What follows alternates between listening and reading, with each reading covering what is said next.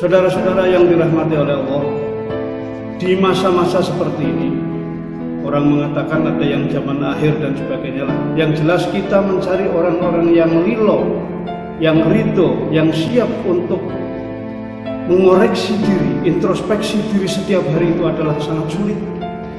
Padahal ini adalah salah satu tolak ukur untuk seseorang bisa menjadi baik dan semakin baik terus. Karena itu, maka coba kita lihat pesan dari sang maha guru kita, Syekh Ibnu Athaillah Asy-Syikandari. Beliau pernah menuliskan di dalam makalahnya, "Idza aradta an ta'rifa qadaruka indahu, fanzur fi madza yaqimu."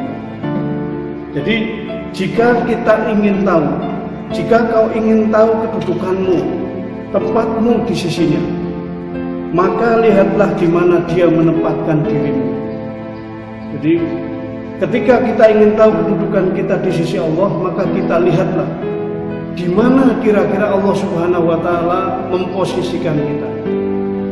Lah, jadi ketika kita ingin menjadi orang yang benar, ketika melihat dari ini, nasihat ini adalah yang pertama kita bisa ambil bagaimana supaya kita senantiasa bisa introspeksi diri. Ada dua ini masalahnya, pengertiannya ada dua.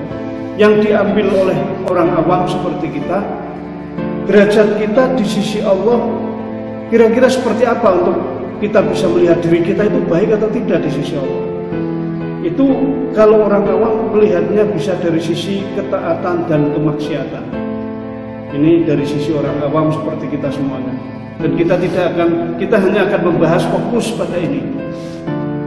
Jadi ketika kita ingin tahu bagaimana kedudukan kita di sisi Allah, kira-kira setinggi apa posisi kita di sisi Allah, dicintai atau tidak kita oleh Allah Subhanahu wa Ta'ala, posisinya lihatlah dulu dirimu.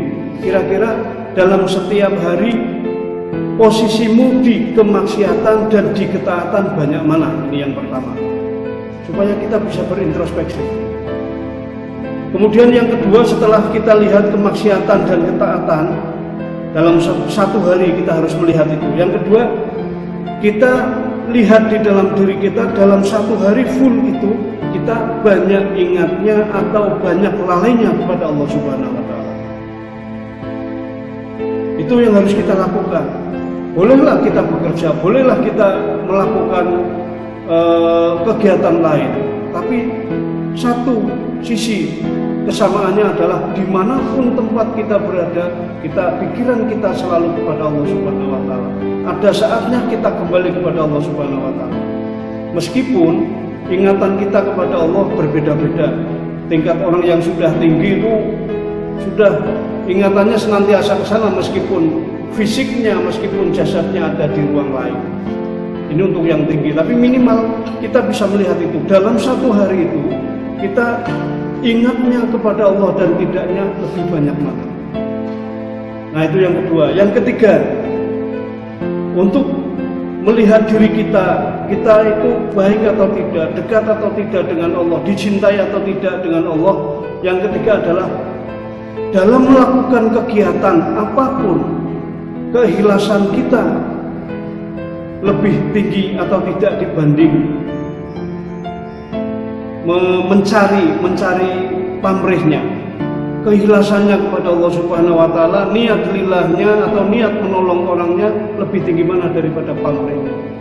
Kira-kira tiga ini apabila kita masih bisa melakukan di setiap hari kita, dalam waktu-waktu apapun kita mencari tempat untuk bisa kita berkontemplasi, untuk bisa kita berpikir, untuk bisa merenungi diri, bermuhasabah setiap hari, insya Allah maka dari hari ke hari kita akan menjadi semakin baik dan semakin baik.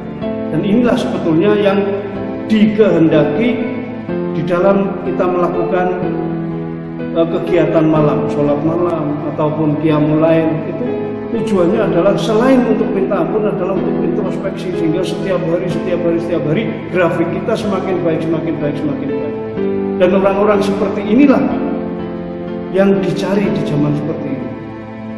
Nah, marilah kita supaya bisa menjadi orang yang seperti ini, meskipun sangat sulit di masa-masa seperti ini kita berusaha sekuat mungkin supaya kita menjadi orang-orang golongan yang berada di golongan orang-orang seperti ini, yang senantiasa setiap hari berintrospeksi, setiap hari ingin lebih baik, dan setiap hari ingin lebih dekat kepada Allah Subhanahu wa Ta'ala. Mudah-mudahan kita bisa menjadi orang-orang bagian orang-orang yang seperti itu. Amin, Allahumma amin.